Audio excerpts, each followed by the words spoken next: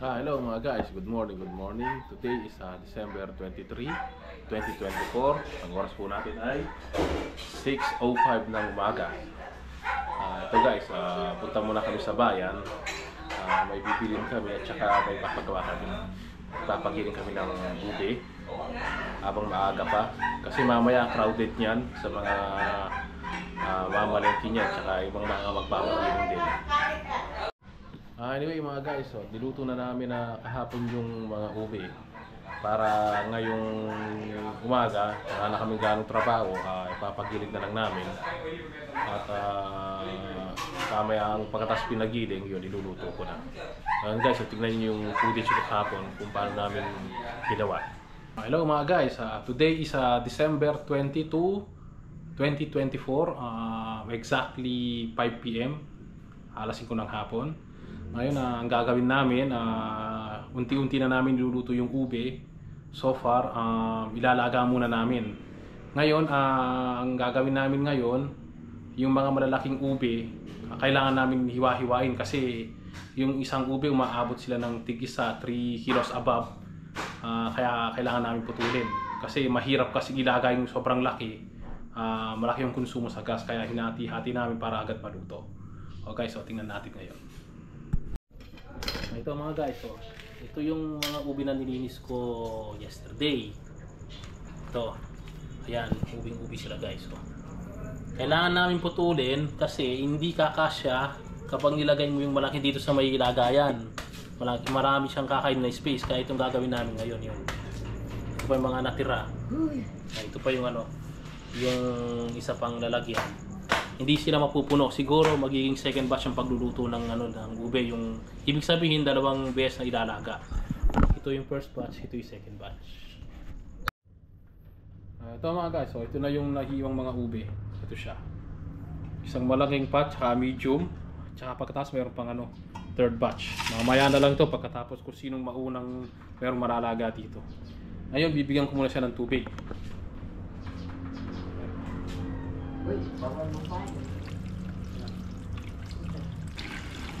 Ito, bigyan ko ng tubig to, tsaka to.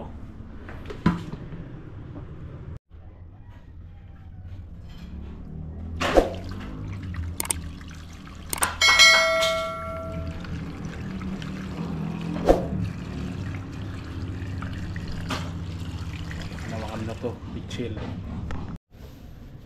Ito na yung medium yung kasirola. Bigyan ko na rin siya ng tubig.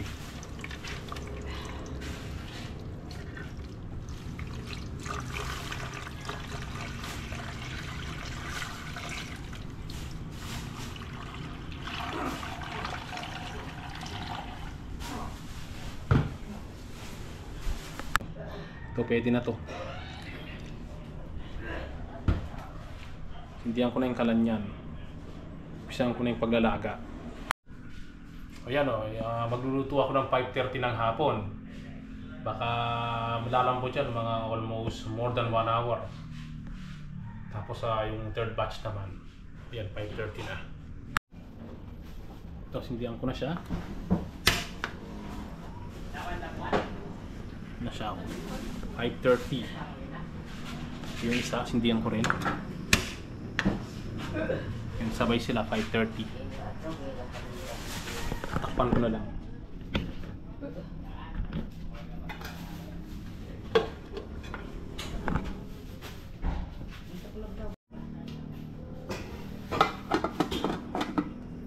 Guys, nakasara na sila. Yan, inopen ko yung yung kalan na 5:30. Tignan ko na lang kung anong oras sila lalambot. Mga guys, ng oras dito 7:15 ng gabi. Ito, nakapagluto na kami ng ng ube, nakapaglaga na. Ito mga guys, ito na yung nilagang ube, almost 1 hour and 40 minutes bago malambot. Meron pang hindi naluto sa mga naunang batch. Yun, mga 10 minutes pa siguro bago maglalambot talaga. Ngayon, yung panghuling batch nilagay na namin para pagkatapos ng mga nauna, yun ang pinakahuli, yung mga pag third batch. Tapos papalamigin lang namin tapos babalatan. Ito na yung second batch na ube. Yung third batch yun, mga 1 oras pa yun bago lalambot. Ito, inumpisa na namin magbabalat ng ube. Ito. Tapos kasi nito, bukas ipapagiling namin doon sa mga makina doon sa mga nagano ng mga nyog. Doon meron silang gilingan ng ube. Ito yung pang third batch. Yun. Medyo matigas pa. Ang sabaw niya ube kulay. 1 oras pa to. Or 40 minutes. Ito na pala yung yung kagabing pinapalaga namin. Ito, nabalat na lahat. Almost tapos kami 11 PM. Yun, marami nung natanggal na balat. Almost 6 kilos. Sila lang yung natira. Kasama yung paglaga at pagbalat. Ito, ready to giling na. Pupunta na kami sa bayan para ipagiling na natin. Ito nga guys, pupunta na kami sa bayan. Ipapagiling na namin ito. Maaga pa masyado para nakatinggal matapos.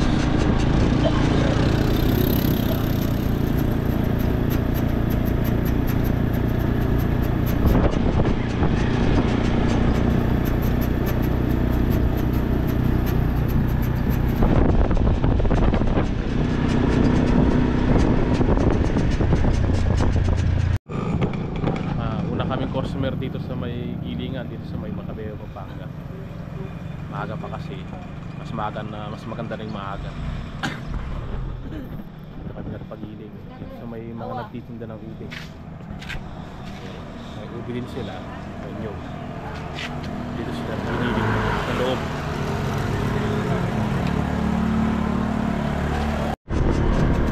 So mga guys, tapos na kami nagpagiling.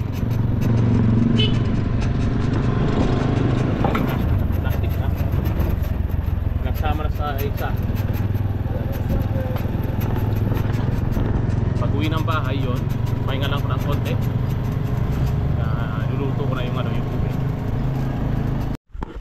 Nandito na kami sa bahay. Tapos na kami nagpagiling. Ito pala siya.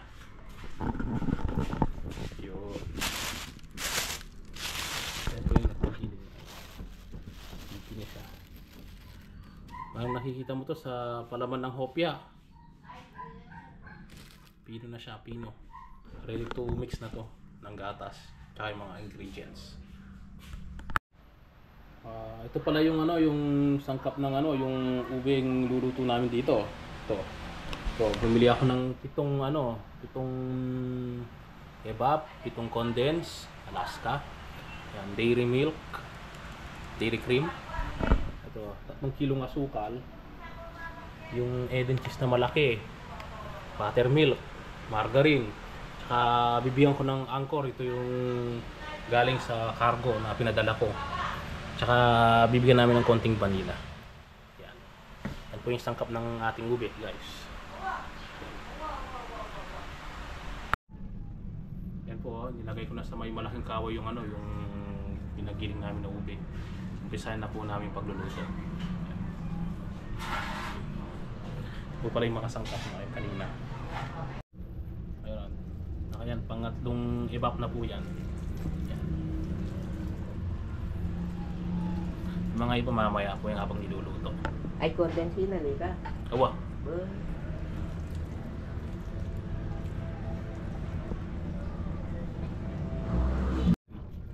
Ito naman yung condense.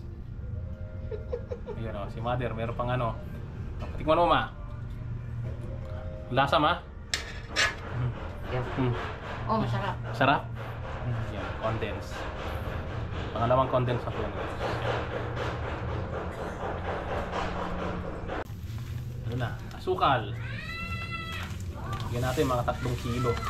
Una 1 kilo muna. Yan. Ito na, buttermilk.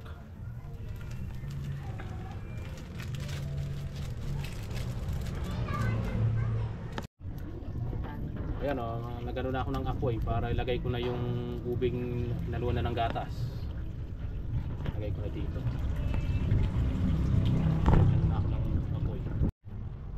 Ayan lagay na namin yung Anchor. 2.5 kilos yan. Pero hindi naman lahat nagbibigyan yung, hindi naman lahat ilalagay yung anchor.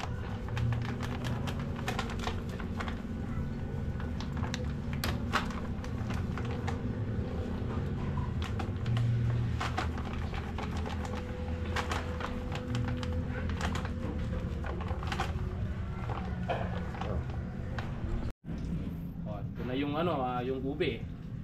Marami ng gatas yan pero magdadagdag pa ako yan habang niluluto ko. Ayan, start na natin. Nilagay ko na guys, oh. Gagawin ko yan, hahaluin ko na siya. 3 hours.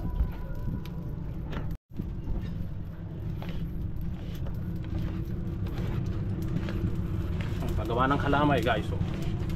Purong ube. Non-stop po yan, 3 hours.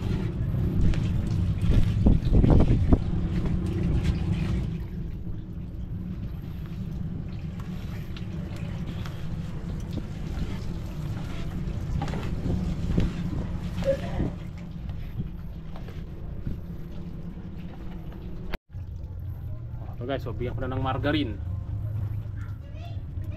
Maluso yung margarine.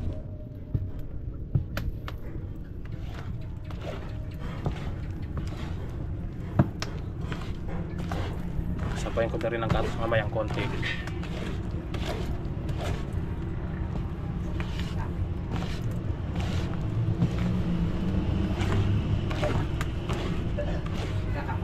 Oo.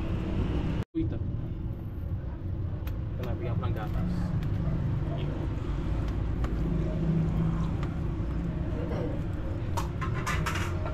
Yapin din eh.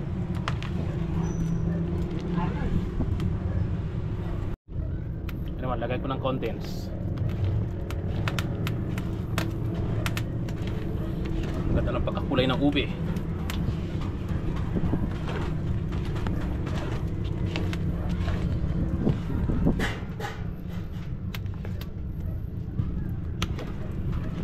Mamaya lagyan ko ng cheese niya at saka dairy milk, buttermilk, dairy cream. So, bigyan ko na ng cheese. Hindi ko naman lalagay lahat isang beses. Unti-unti ang binibigyan ng cheese. Malurusaw din yan sa init. Dairy cream ayang konti, lalagay ko na. Lagay ko na tong dairy cream. Lalong sasarap. Ayun guys, so lagay ko na yung ano, yung dairy cream. Yan, nalulusaw sa init. Siya. Lagay ko lahat para malusaw, para mag-liquid siya. Yung sarap nito.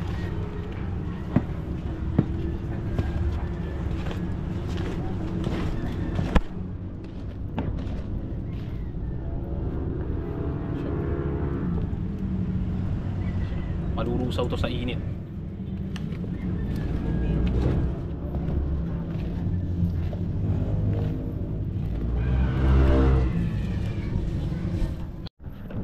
Ito, nakabalot ako sa ulo kasi mahaba ang buhok ko, baka malagyan ng hair.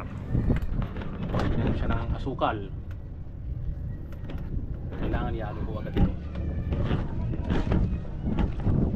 Sugar. Ang ganda po yung pagka-ubi niya.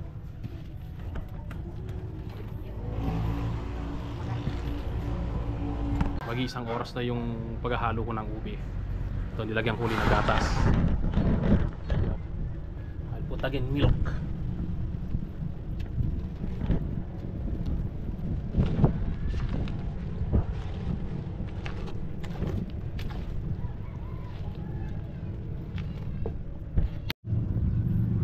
Bigyan ko rin ng condense. Lagyan ko ng isang lata. Masarap itong kalahin nito, malasap. Delicious purple yam from the Philippines. Merry Christmas.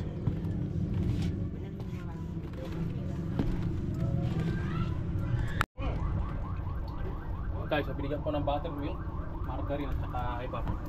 Yan.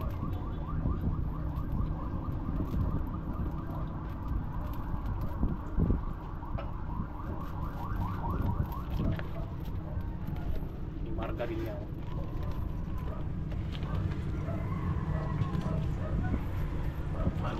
paghahaluin.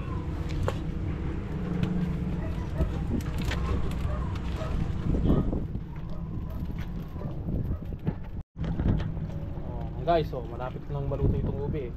Almost 2.5 hours na siya. 3 oras talaga to. Ito, pabigat na siya. Ito po yung secret kung paano malalaman kung luto na yung ube. Ito po itong sandok niya.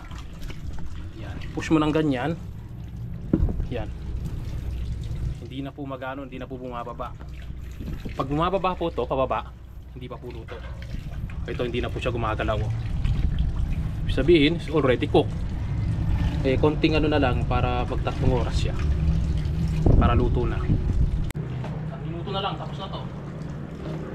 Sumasama na yung paglutuan. Ibig sabihin, lutong-luto na. 10 minuto na lang.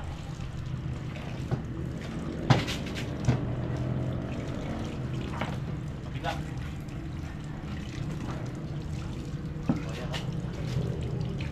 Kumabagsak yung niya, yung sandok niya. Luto na siya, pag ganyan. Hello mga guys, so ito, tapos na tayong nagluto ng ube. Niluto ko siya ng mag-aalas 9. Ngayon mag-aalas 12 na. Ano na siya, 3 hours na siya, sakto. Ito na siya. Yan. Fair na siya, fair. Kapikat na siya. Guys, pakita ko sa inyo. Guys, so sarap niya, no? Yun. Nagluto na kanya, Nog. Ayan po siya. Yan. O, luto na to, 3 oras na eh. Yun. Nabigat na siya. Yun. Yan po yung paggawa ng ube. Traditional na po namin to. Paggawa ng ube, lalo na pag umuwi po ako ng Pilipinas. Yan.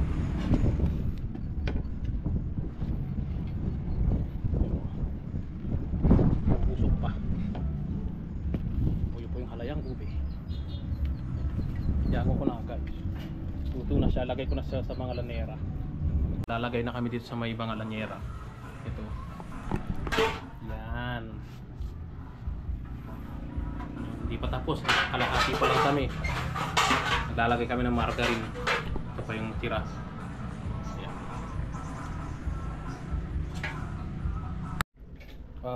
So mga guys, tapos na kami naglagay ng lanera ni tita. Umabot siya ng 51 na lanyera. Yung isa pinamigay na namin. Ito na yung sobra. Ito na lang yung para sa amin. Umabot siya ng 51 na lanyera. Tsaka yung konting sobra doon. And guys, kanya lang ang paggawa lang ng ube. Halos ginagawa lang ito. Tradition dito sa amin. Lalo sa Pampanga. Tsaka sa mga ibang probinsya ginagawa. Every Christmas. Minsan nagkakalamay din sila ng New Year. Pero kami every Christmas sa amin, before Christmas. And guys, tapos na. Silaw.